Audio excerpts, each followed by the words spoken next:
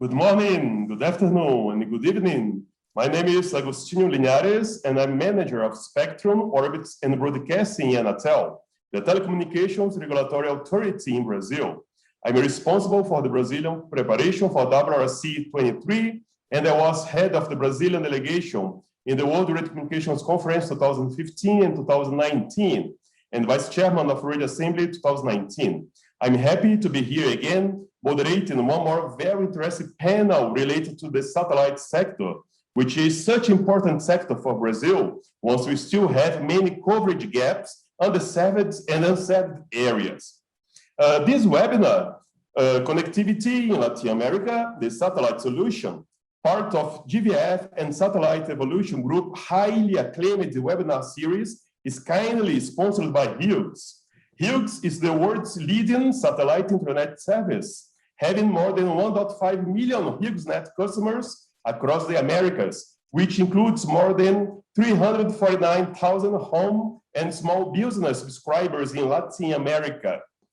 With us, we have four very distinguished professionals that I would like them to introduce themselves.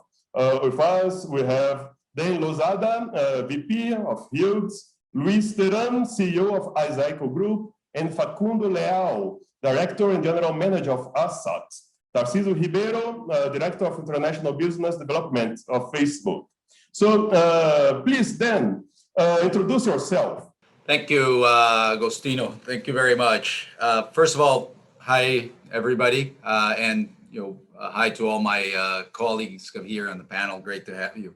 I've been with Hughes for over 20 years, and I run sales for the company, engineer also, like most of us are.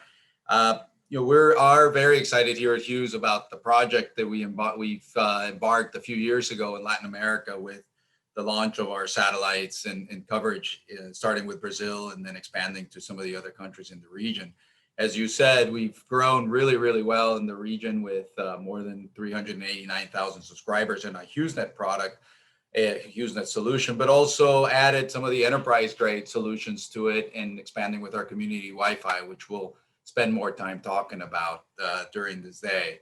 So excited to be here and look forward to a great conversation. Thank you. Please, Tarcísio, introduce yourself. Thank you, Agostinho. I'm Tarcísio Ribeiro.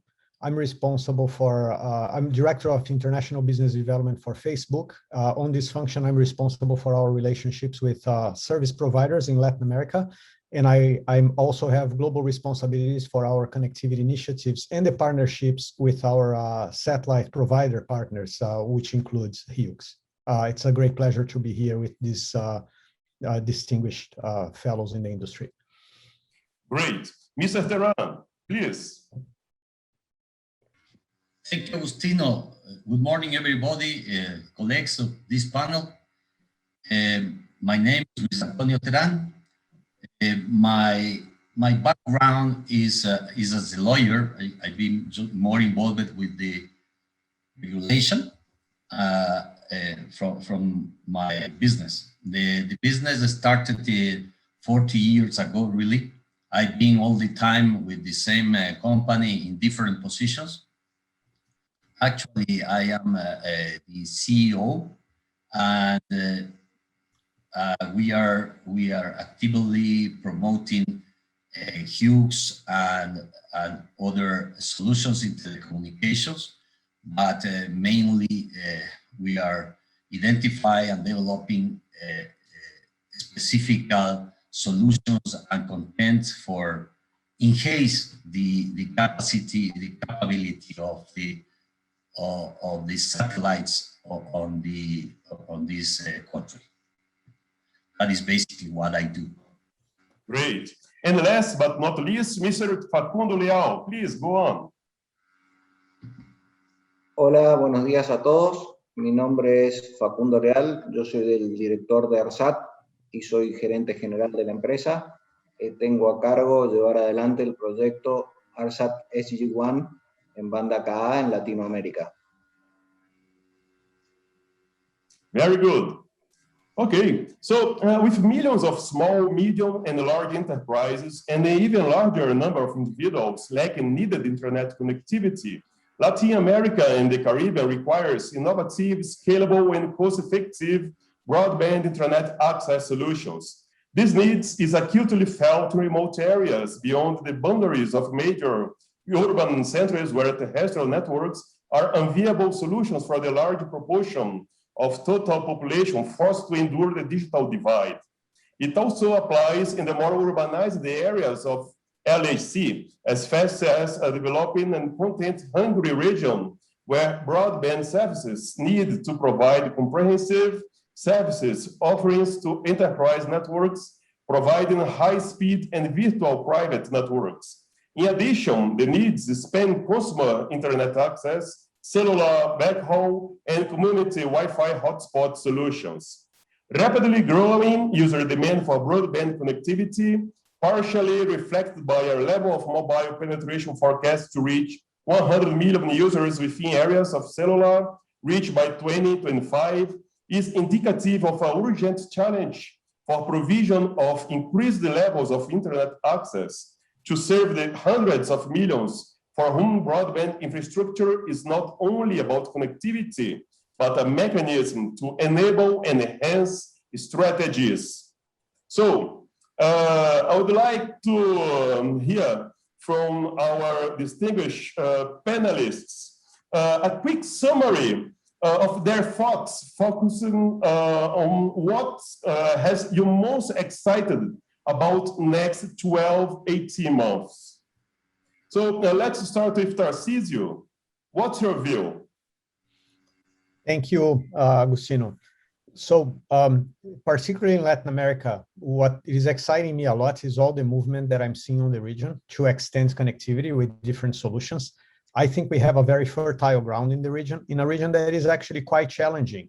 If you look at the challenges that we still have, we need to actually extend connectivity to places where there's no connectivity. If you look into the statistics of the region, the perception that the region is not well connected is actually not a correct perspective. I think Anatel, for example, has done an amazing job with the regulatory environment in Brazil that allow connectivity to increase significantly, as we can see from your reports. Today, over 70% of the households in Brazil already have connectivity. And the great development that I'm seeing lately is the environments that you are now creating to allow companies like Hughes and satellite providers to help connect the people that are not connected yet. What was easy is done. I have one teammate that used to say this all the time. All the easy things have been done already. And the people that are not connected, it is because they are in places, they are in areas, or they have circumstances that make it very challenging to bring them online with the traditional ways. So some of the initiatives that we are seeing with shared spectrum, the initiatives on Wi-Fi 6, the facilitation that Anatel has done over the years to incentivize entrepreneurship, which I want to talk about later, how this is benefiting several entrepreneurs and benefiting the population, or enabling Hughes to work with us on projects to incentivize small entrepreneurs to provide connectivity. In my view, this is the way to connect the part of the population that is not connected. And I'm actually quite excited to see that we are having a regulatory environment. Little by little, we're going the direction of having a regulatory environment and the desire of companies that are in a good position to help us solve these problems. And I look forward to continue working with our partners on this mission. Great. So Facundo Leal, what are your thoughts?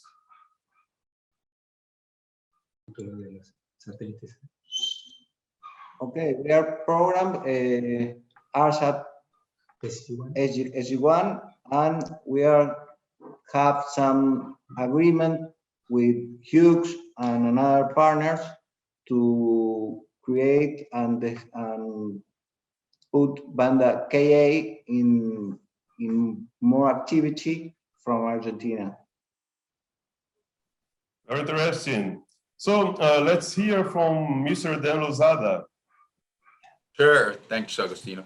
So for us, and for me, the exciting thing, I think, echoing some of Tarcísio's comments, is the expansion in Latin America of the high capacity satellite architectures that we're bringing on, and some of the capacity that we're bringing on that we've already brought with our satellites have already started to make a difference. We won this large USO project in Colombia, for example, to connect more than 8,000 locations in schools, a large program that we think will benefit a very large population of the country with connectivity that they don't have today.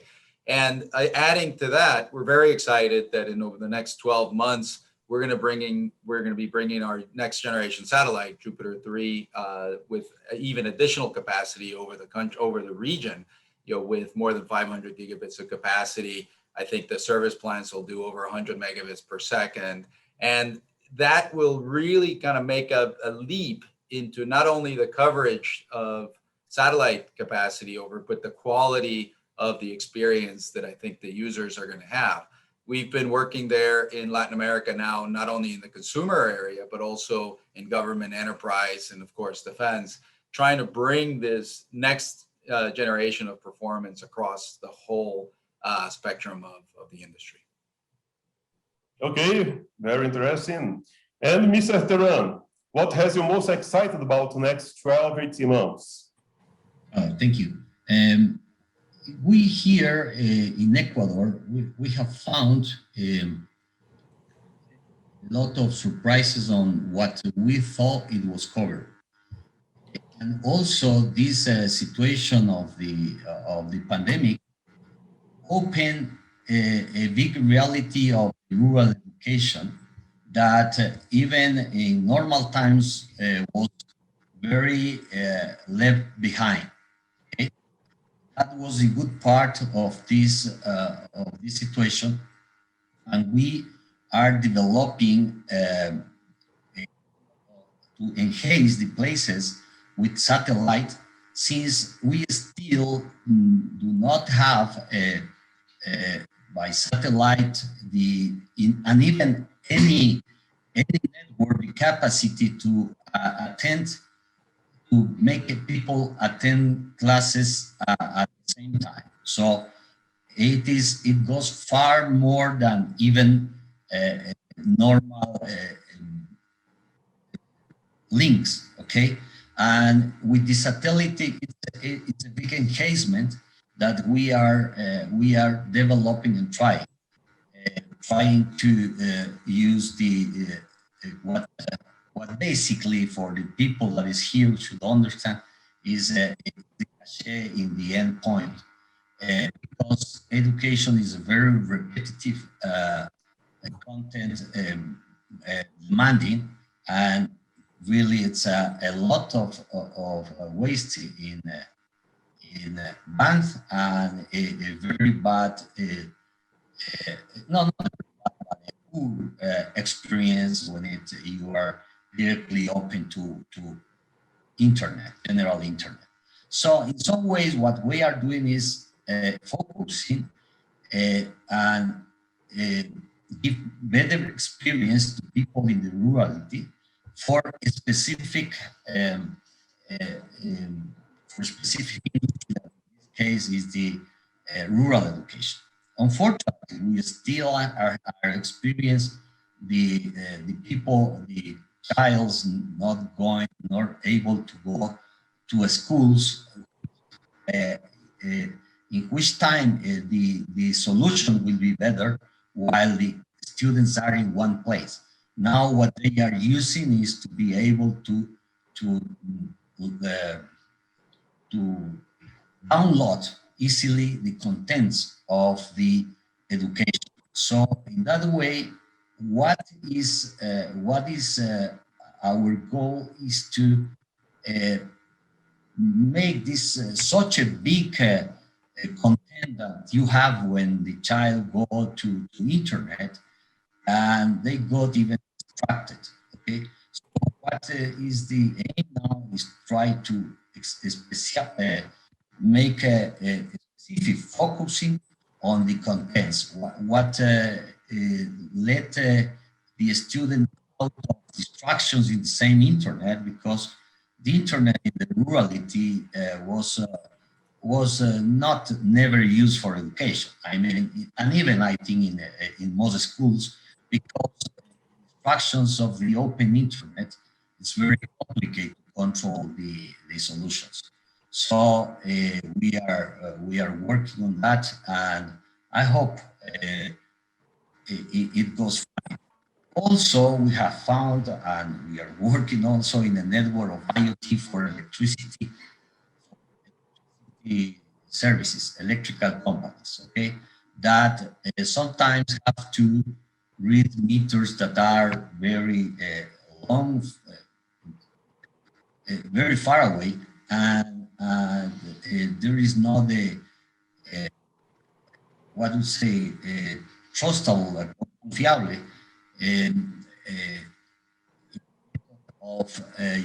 of connecting those out of the cities and all of this, and sometimes are the more costly effective situation. Okay, Thank you. basically that is what is being our working now in Ecuador, because normally what's happening is that the people that we have more fiber that we put not even measure before. Anyhow, we have these kind of places where the internet, the satellite links are really important and give an additional value to the communication. It's part of the communication itself. Thank you, Teran. So definitely for our region, Latin American, Caribbean, we cannot think in broadband connectivity without thinking in satellite. It is very clear for everyone. So recognize that in common with other developing regions of the world, Latin America requires what is defined at a high level as innovative, scalable, and cost-effective broadband internet access solutions. What are more detailed level are the specific applications and market segments to be supported? So this first question I would like to address to the Hughes representative, Dan Lozada. Dan, please. Sure, thank you, Agustino. So yeah, of course, the nice thing, or one of the big advantages of satellite connectivity, and especially the next generation satellites, is that we can actually address all the market segments, and that we can actually now do it, like I said earlier, with a really high quality product. So we have launched our consumer internet service over satellite in Latin America called HughesNet. And that is the core of what we're doing in that region in terms of bringing our capacity there. We do that directly in some of the countries as the actual provider there, where we offer the branded service HughesNet. In other places, like in Argentina, we work with ARSAT, with Facundo and his team, where they move our capacity and offer services there. We do some similar to that in Mexico for some particular type of customers. We address also the enterprise and government sector with this capacity, mostly working on things like USO projects or connecting schools or other places, other type of government initiatives like that. We are starting to get more and more into other verticals, like in the retail industry, hospitality, energy, with this solution. And of course, in Latin America, they've always had the view that satellite was expensive and slow and cumbersome. But with these new satellites in Ka band, and then with the new one that's coming, that has completely broken down, because now we can offer a better than terrestrial type of connection for some of these enterprises.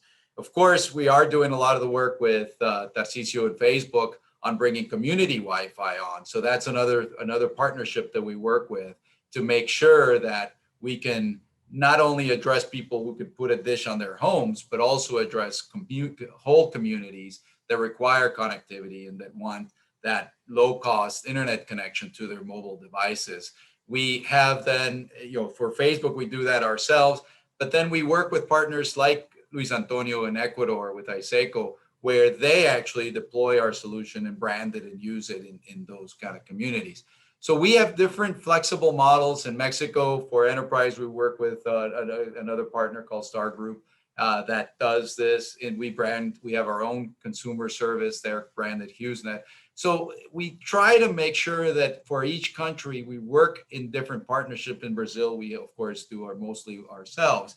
And then one of the new things that we are seeing in terms of innovation is being able to use this capacity, this KA capacity for cellular backhaul, for example, where the rural sites used to be able to have only trickles of information or data available to them, but now a rural site of a tower, a cellular tower, has the same level of connectivity as an urban location with these new satellites. So we are now working with a few of the different mobile network operators to bring full broadband capability to these rural communities using KA for cellular backhaul. There's a lot of concerns with, can you do this with these KA satellites? We've dispelled all that, now have hundreds of sites already deployed doing cellular backhaul in the region. And then, of course, finally, we do have our legacy hardware business where we address the military or defense or private network requirements with our Jupiter technology. So really across the board, being able to bring new technologies into the region with our own capacity and our own ground technology. Yeah, that's amazing. So Facundo, from our side perspective, what can you say for us? Okay. I put it in translator because I think it's better for everyone. Okay. What we are doing and what we are working in Argentina is developing the KA band as an internet access to the social areas. And we are working with the Hughes T19 satellite, offering the services in the Cordillera de los Andes to all our schools and customers. And we are developing our new satellite, the SG-1, that will cover the whole country and also some countries around. And what we are going to offer is all kinds of solutions for the schools, for the rural areas, plus the IoT solution, because as you know, Argentina is one of the main suppliers of grains and meat in the world. And we want to offer to the breeders and to the people who work in the farms the possibility to use the satellite as a very important tool of development of the country. Also, we are working very strong with trying to find solutions to offer low-cost Wi-Fi all over the country.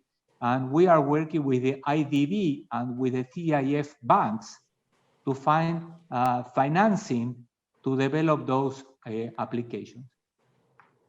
Yes, very interesting. And I would like to remind the audience to present their questions in the Q&A, and we'll be more than happy to forward these questions to our panelists. So, satellite communications technology advances are clearly pivotal for Latin America's economy and society. But the real impact and the real change derive from the delivery of the services that the technology enables. What partnerships are providing to be essential to that delivery? So, Teran, from Ecuador perspective, what partnerships are providing this delivery?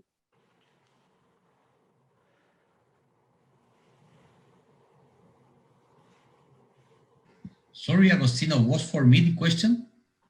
Yeah, I will do it again. Satellite communication technology advances are clearly pivotal for Latin America's economy and society. But the real impact and the real change derive from the delivery of the services that the technology enables. What partnerships are providing to be essential to that delivery? Proving to be essential, sorry. Well, I am not sure I understand the center of your question, but basically the partnership is fundamental for the different knowledge of the territory and the customs of the people. For instance, in Ecuador, we have a tremendous problem with the public Wi-Fi since very long ago. The governments started to give free Wi-Fi. So what the population waited for free Wi-Fi, and obviously there is not big expectations of QoS that we give in satellite. So we have developed it for, we have been more effective in, say, the banking applications. And so for the mining, lately in Ecuador is taking an important place on this, and that is why we are developing also what I said before for education and for other kind of that needs EOT. It's going to be, in that part, is going to be a big expansion, I think, in the next years. And obviously the new generation of satellite, I hope it could be able to expand the capacity and the good experience for the internet navigation, while we have to add services or values to get the best from the technology of satellite that has the biggest, I would say, the biggest competence in radio. The radio has expanded enormously, and more with the pandemic. Very simple solutions and very well community solutions in the way of the people who put the service. And as the situation has been so complicated, there has been not too much issues in the regulatory. But basically, that people is not asking for, but so we have tried to for the people that really need US and good services for their business. Thank you. Thank you very much. So we are receiving our first questions, and before presenting the first question, I would like to hear from Tarcisio. What partnerships are proven to be essential to that delivery, Tarcisio? The first thing I like to say is that we will partner with any company that has the same objectives as us. Okay, so Facebook is on this to provide connectivity to people. A lot of people ask me why you do this. The answer is quite simple. We depend on connectivity to have people on our platforms. Also, Mark has a strong belief that we need to democratize access to information, democratize access to the digital world. And this is actually a social contribution of the work that we do. But for any company that wants to do a partnership with us, and we have things that can help them, we will work on them, with them. Answer your question specifically. One partnership that has worked extremely well is the partnership with Hughes, okay? And why it has worked well? So if you look into the data, 95% of the Brazil territory is covered, okay, by LTE. However, there is this 5% of the territory where there is still a significant amount of people that are not connected at all. This is 30 million people. There is 30 million people today in the country, and around 60 million people in Latin America that have no sort of connectivity whatsoever.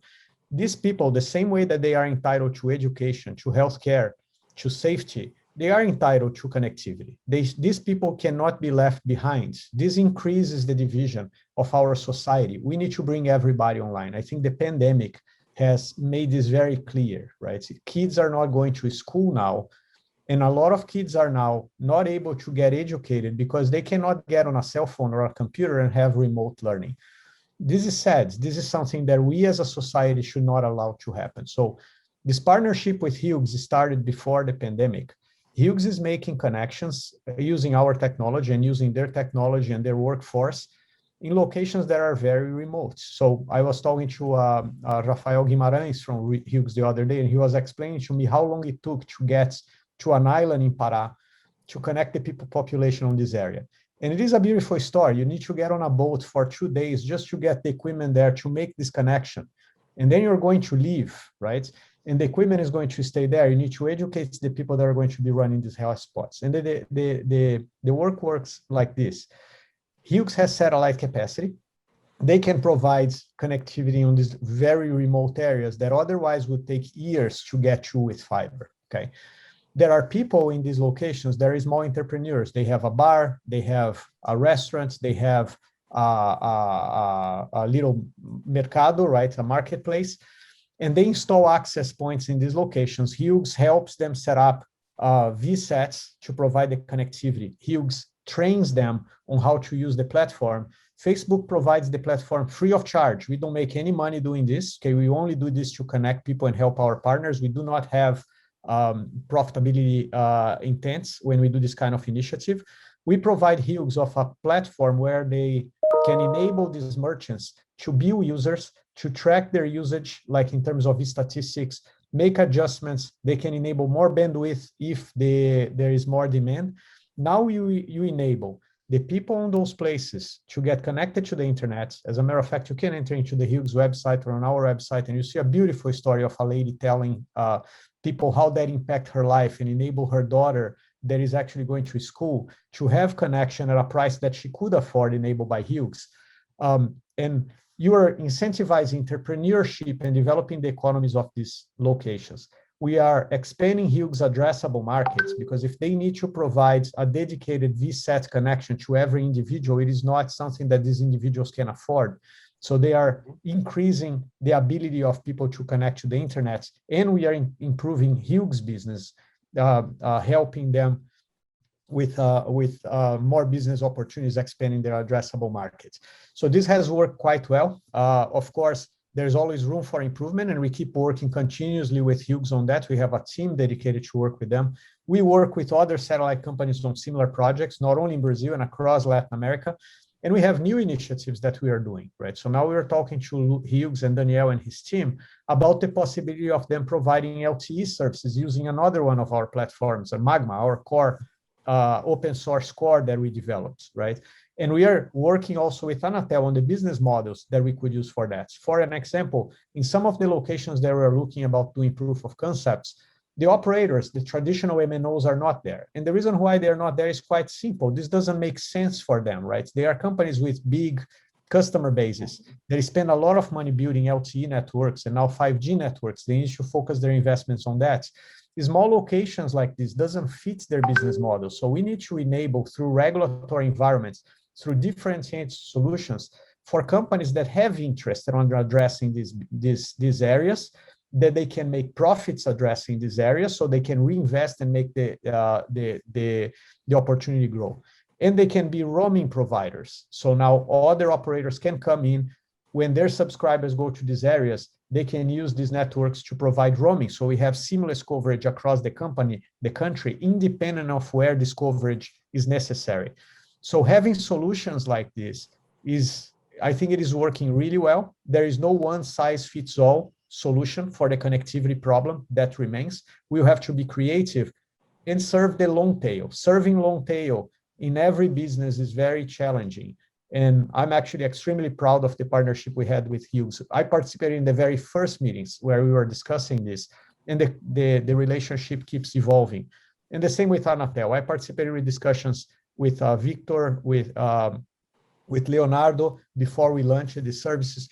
Anatel was very supportive. It aligns with the objective of Anatel. And I think we need to continue doing things like this. And as I mentioned on the previous question you asked, we will partner with anyone that believes that we can help them on this connectivity mission. Our objective is not to make money out of this, is to really help bring people online. We are going to benefit from this on the long term. We don't need to worry about short-term results. Okay, Tarcísio, thank you very much. I'm very excited to hear these kind of histories. I'm from Pará, north of Brazil.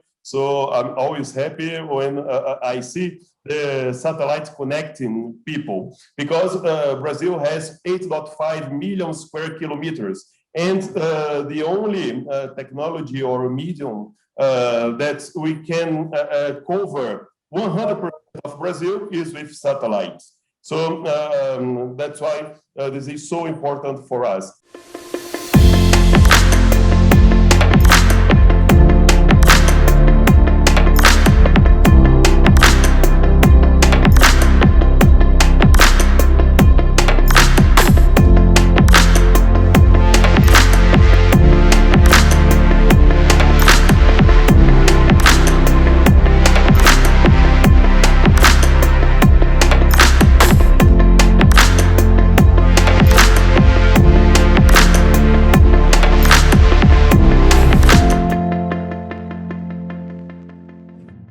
We have our first questions in the Q&A, and we'll forward this first one to Dan.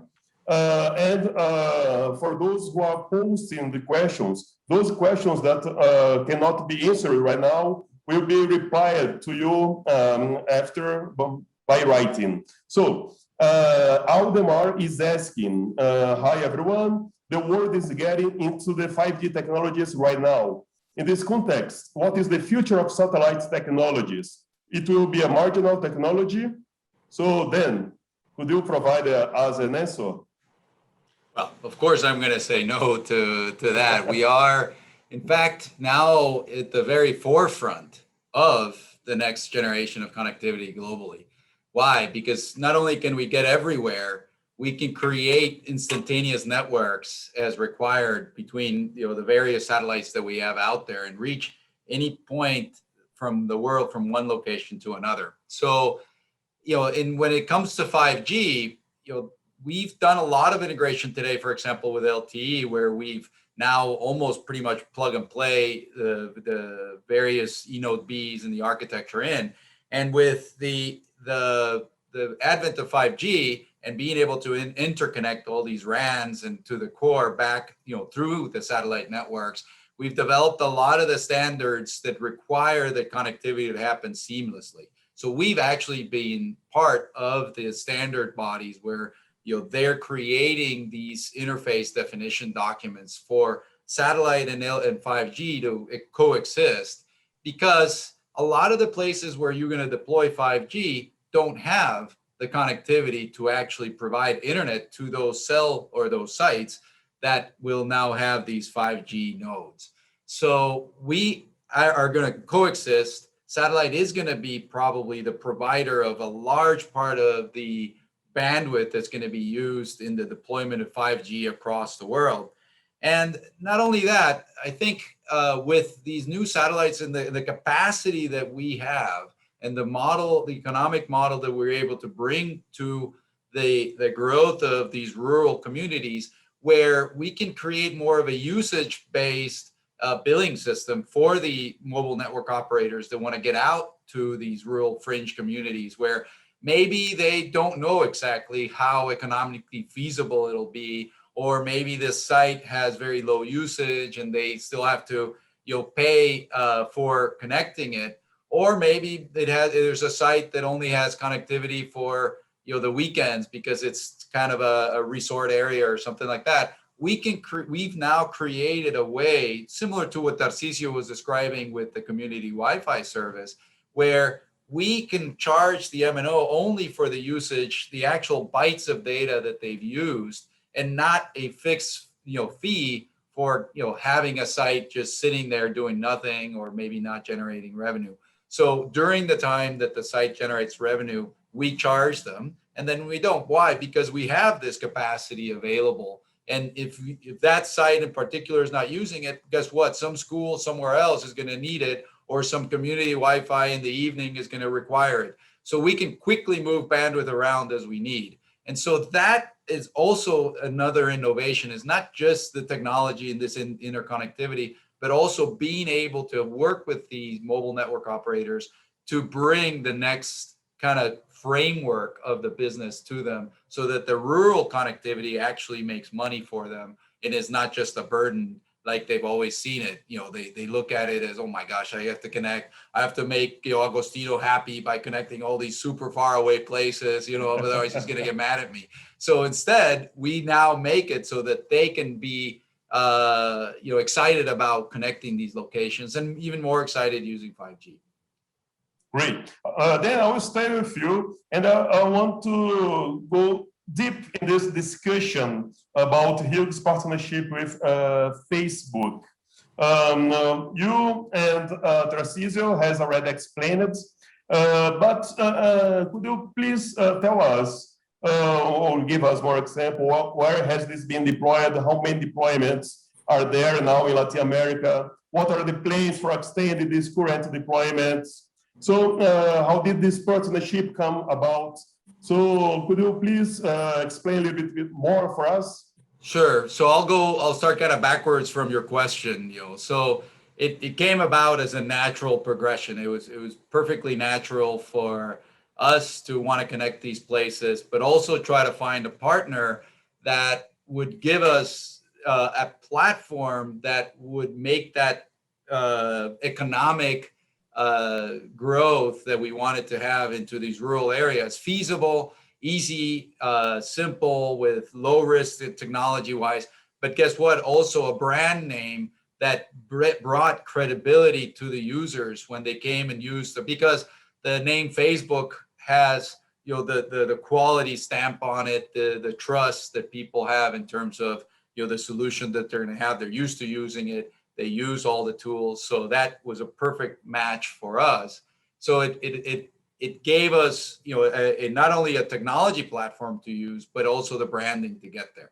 So up to now, we've in Brazil, Chile, Colombia, Mexico, and Peru is where we have these community Wi-Fi sites already deployed. We have over 1,500 today, and we expect to continue growing this over the year. Of course, we've faced, you know, like all of us, you know, challenges with the pandemic, trying to get to all these places, and there's been a lot of limitations to get there.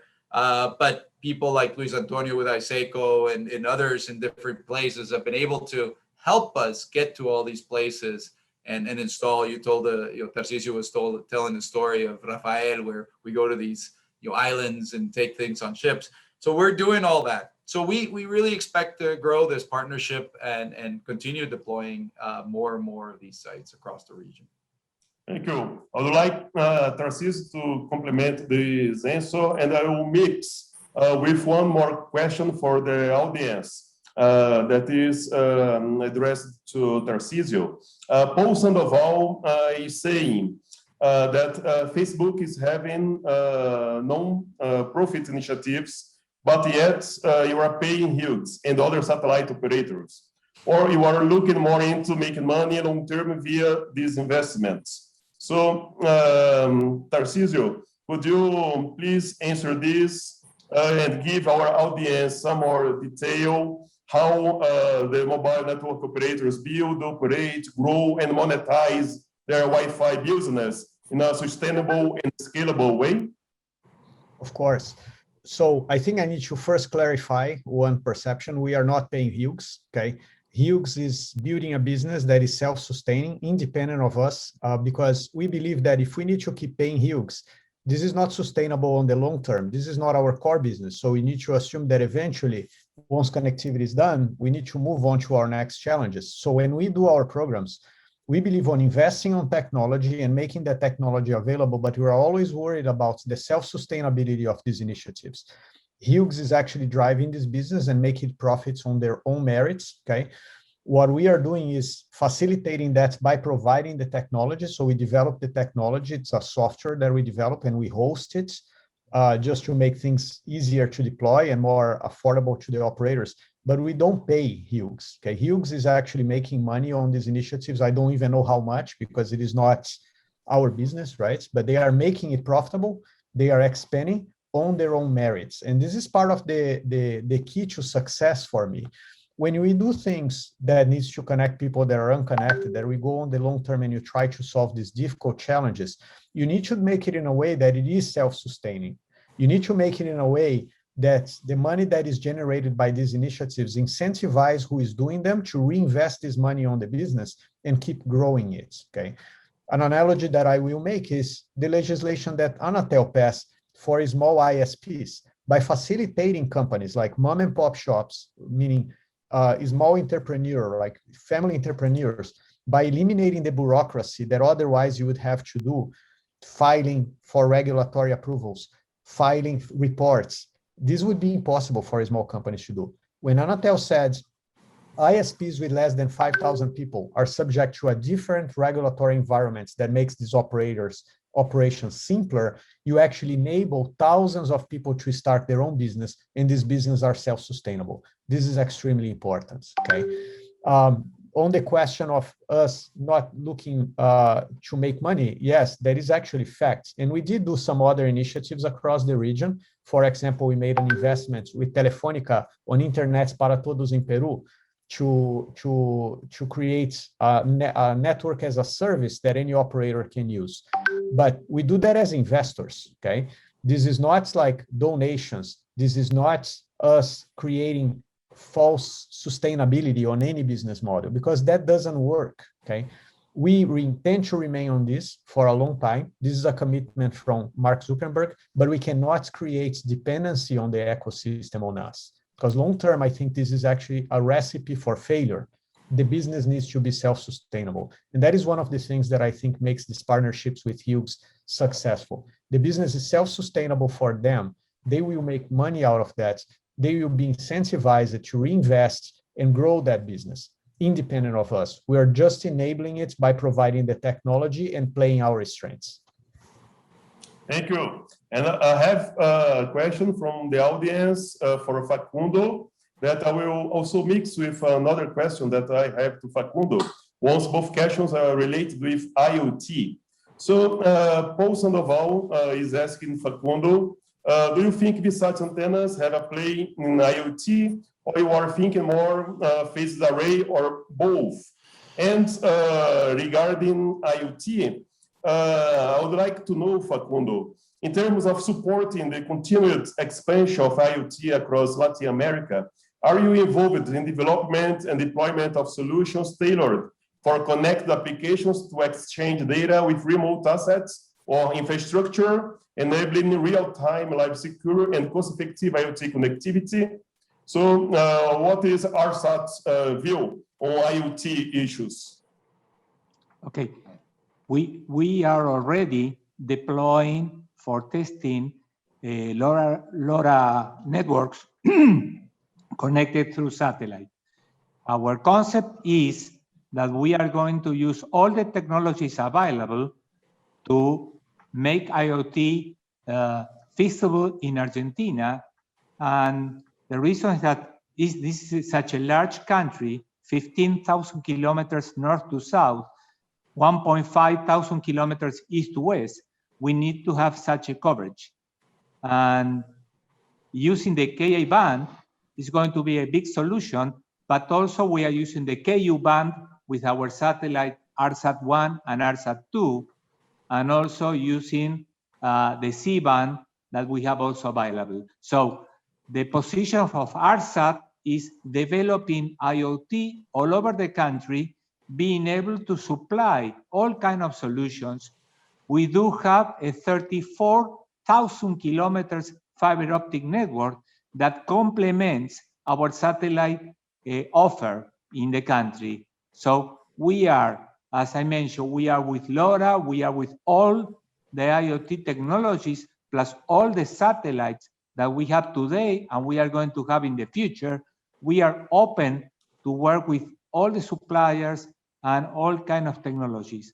Our position is very well open, and really we are investing in this kind of projects. Thank you, Facundo. Well, we have questions related to 5G, and Dan has already presented his views, but Dan would like to hear a little bit more of your perspective regarding how can the satellite industry work to make it easier than ever to integrate satellite connectivity into terrestrial networks, and at the same time introduce a new economic models to help network operators close the business case for extending service?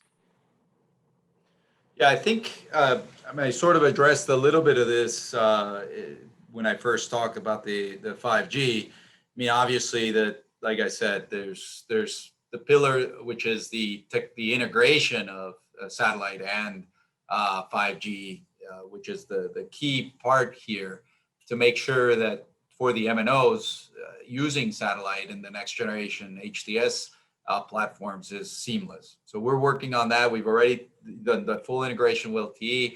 We are running and supporting some of the pilots that are ongoing in the region, because a lot of the countries are already running pilots where they've allocated some frequencies for the different providers to test the 5G technologies, their RAN and their new equipment.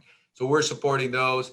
And then, as I said, the economic model is really the differentiator here, is being able to support the deployment by providing more flexible, usage-based systems. Of course, there's the question of CapEx and who's paying for the equipment that gets installed and all those things. But these are all part of the discussions we're having in the region. Thank you. And Álvaro Montes from El Tiempo of Colombia is asking, and I think that this question is more to Hughes and ARSAT, that are satellite operators. So I will translate the question, but he is asking, what is the roadmap to increase the satellite capacity in Latin America for the next 5 to 10 years? So let's start with Facundo, and then we go to Dan Lozada.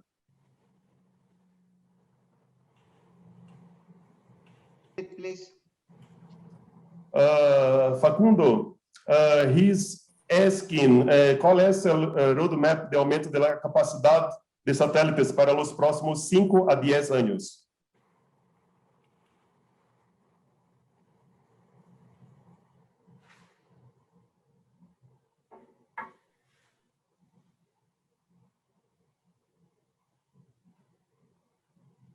Do you want me to tackle while he answers quickly? Please, sure. Dan. So basically, I think from our, I'll speak to Hughes and then I'll talk a little bit more in general.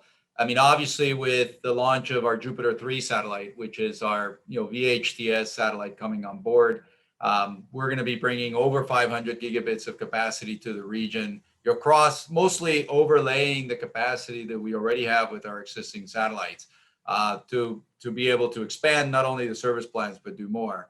So each country will get a certain amount of additional capacity to what already is covered there. But our expectation is, we as a company will have more than a terabit of capacity available over the next 18 months. Now, looking at a 5 to 10 year horizon, of course, we will continue launching more capacity over the region and across, because that's our core business. So our plan is to continue analyzing, studying the markets and where we would do this. So I don't have any specific plans at this moment that I can discuss in terms of what we're going to do when.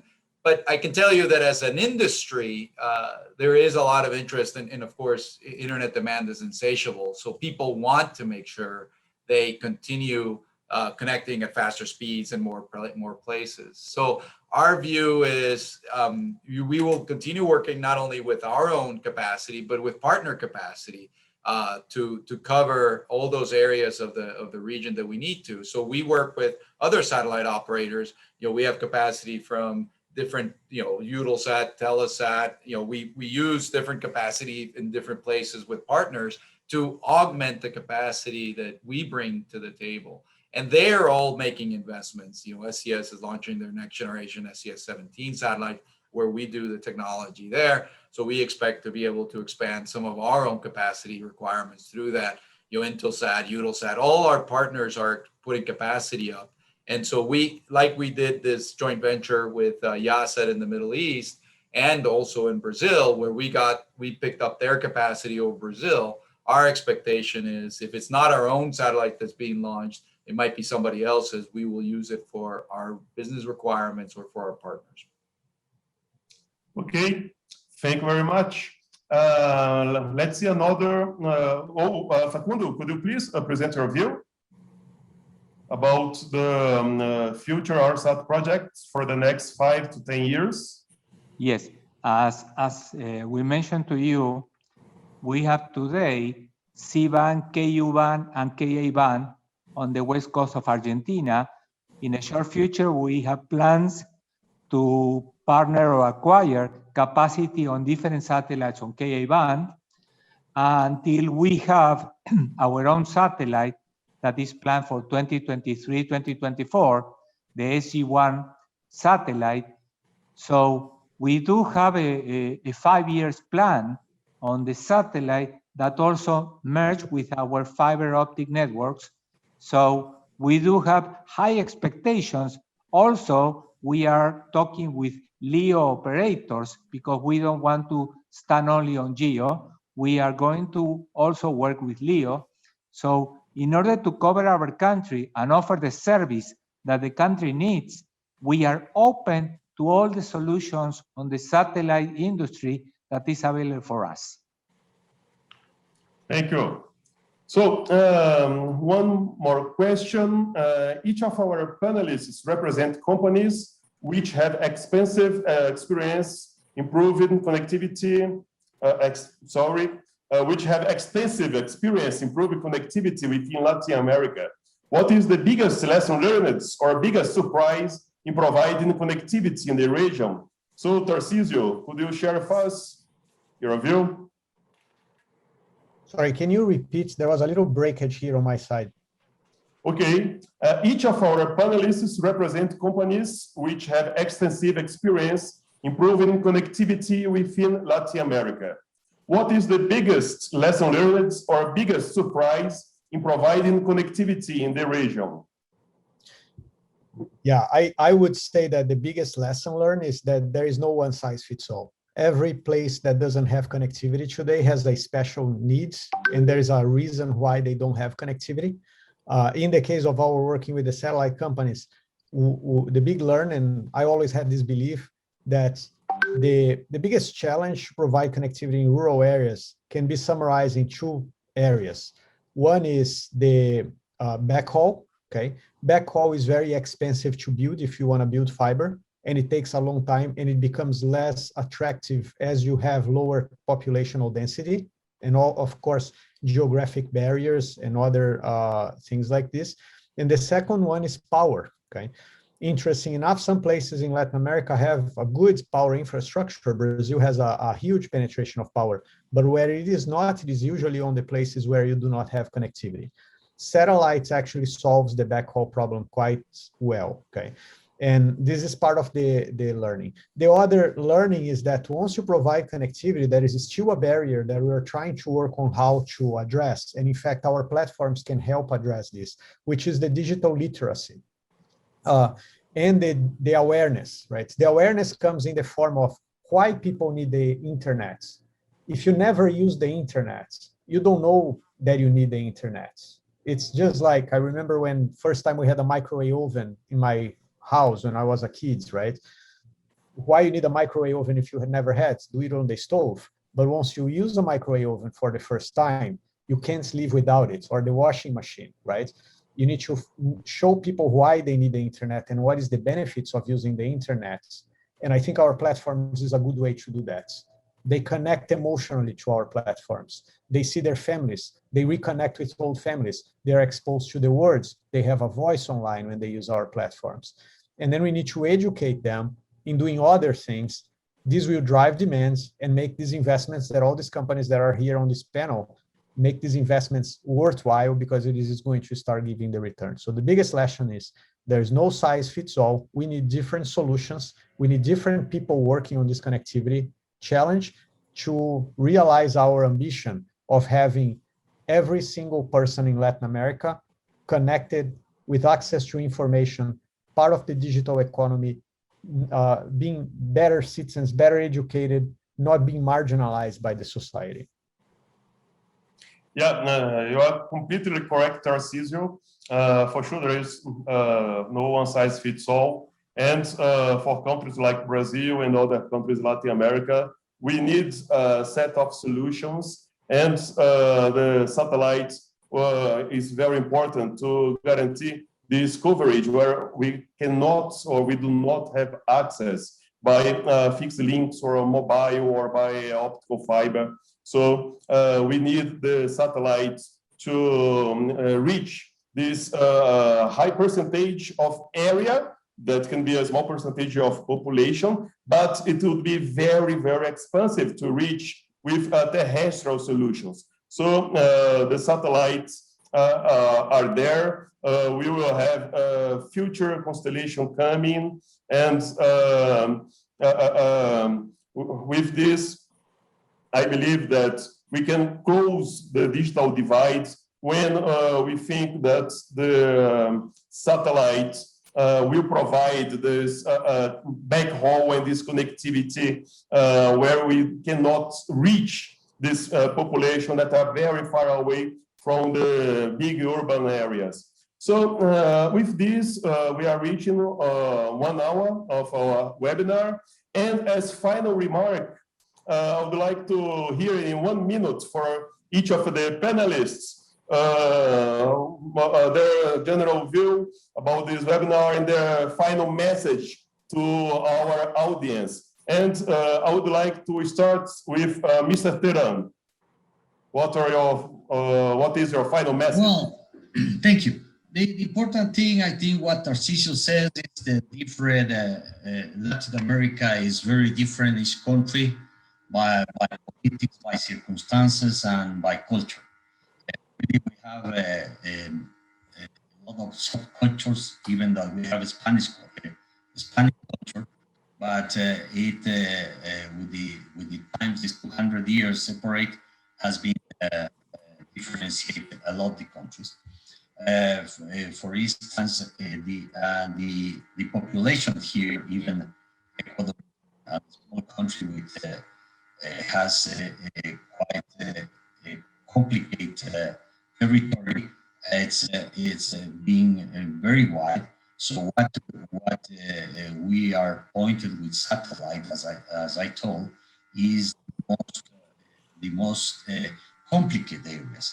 We need, and we are trying also. It's a new thing with the new government in Ecuador. I am giving the idea of subventions focusing to each person. So in that way, there is not too much to negotiate about bands and all those things with the cellular. That doesn't make any logical to go to places abandoned. So let's see. There is a lot to do here, and in all big growing, big changes. So let's see what we continue to see. The important thing is obviously the big difference in digital education. That pointed very well Tarcisio, and that is why it's going to be in some way very, very cheap for the people of the rural places that are more not having enough economic capacity. Thank you. So Dan, please provide us your final remarks. Sure. So, I mean, obviously from this panel, these are exciting times, right? We heard, and we over here are very optimistic in everything that's going to be continuing to happen over the next few years in terms of new players coming into the satellite industry and in our own initiatives, our own changes. We're continuing to innovate and spend R&D funds to continue to bring new solutions out there for, at the end of the day, the end users being able to enjoy a better product and a better experience. We do have to make sure we continue working with regulatory bodies like yourselves to make sure that, and others in the region, I mean, we applaud, for example, the Colombian CRC for reducing the spectrum fee that satellites will be using in Colombia for connectivity in an initiative there. This is an important part because at the end of the day, we depend on those frequencies. We depend on having access to a particular country and things like that with our solutions. So we need to make sure that satellite is always at the forefront of the vision for governments to help connect their people, give us the same weight in certain particular initiatives as other connectivity solutions, because we are bringing this higher throughput solutions now and creating that vision. So we're really excited about it. We're very happy. We cannot do this alone. We love the partnerships that we're doing. They bring to us additional, so it's 1 + 1 = 3. We build more and more when having partners, and we really are excited about the people that we work with. So very happy and look forward to hearing from you guys. Thank you, Dan. So Facundo, your final remarks, please. Okay. In Argentina, satellite is a political decision, and the country decided many years ago that we have to be developing satellite technology and satellite equipment and using all the resources, because our concept is having the rural areas covered with satellite and the urban areas covered with fiber. This is a solution that works in this part of the world, and ARSAT is fully committed to offer the whole solution as a wholesaler to the country. We do believe that these kind of webinars are really a great idea to help understand different areas, how this is moving. And this is exactly what we like to do in order to increase the coverage of our message. We are a state-owned company, and we follow the principles of our government, but our view is helping our society to develop all the tools and all the resources in order to make the digital divide reduce dramatically, and we are working on that. Thank you. Thank you. Tarcísio, your final words. Sure. I actually like to thank all the panelists here. Every time I get into these panels, I learn something new. I'm actually interested in talking to some of you, mainly Facundo. We may be able to help with some of your initiatives in Argentina. We will be glad to. Thank again, once more, cannot take Hughes enough. Daniel Lozada, our teams have been working together successfully. And I will leave a message here. I think all of us should have a big, hairy, ambitious goal. If you probably heard this expression before. My big, hairy, ambitious goal is that even that kids in the middle of the Amazon or on the Peruvian ends, right? That kids can actually have access to the internet at an affordable price with good quality. So if he wants to get educated and if he wants to have opportunities in life, he doesn't need to worry about having to move from the village where he feels it is home, that he's used to, that he likes to be close to his family, because we can't get the internet there. I think that kids, my ambitious goal is that even that kids, 20 years from now, he has an opportunity like we do to be sitting on a panel like this, to have been properly educated, to be able to pursue his dreams, have a good job to support his family, and hopefully keep his family where he likes it to be, and not have to move because we do not have the ability with all the resources that we have to bring connectivity to that kids.